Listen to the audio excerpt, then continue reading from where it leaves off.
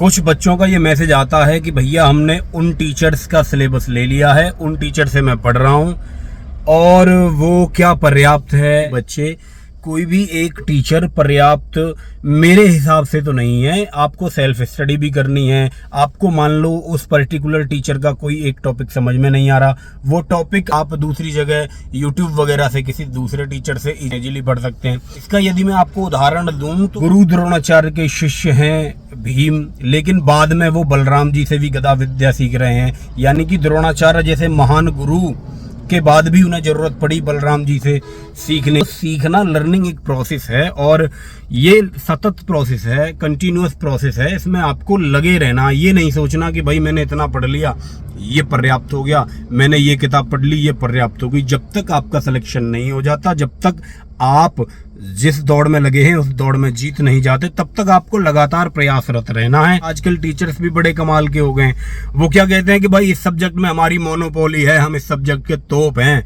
हमसे जो पढ़ेगा उसी का सिलेक्शन होगा। ऐसा बिल्कुल नहीं है। आप ऐसे टीचर्स को मैं कहना चाहता हूँ ये वहम, ये घमंड आप दिल से निकाल दें। द्रोणाचार्य जैसे गुरुओं को भी अर्जुन ने परास्त किया है।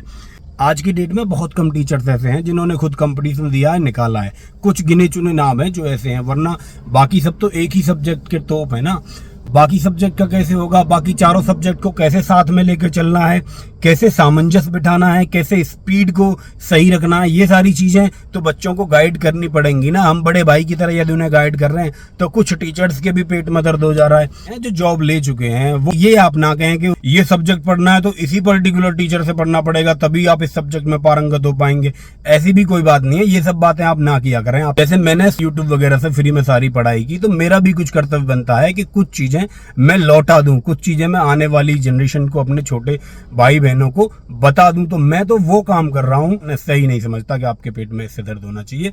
बाकी सबकी अपनी सोच है, सबकी अपनी लाइफ है, सबके अपने तरीके हैं।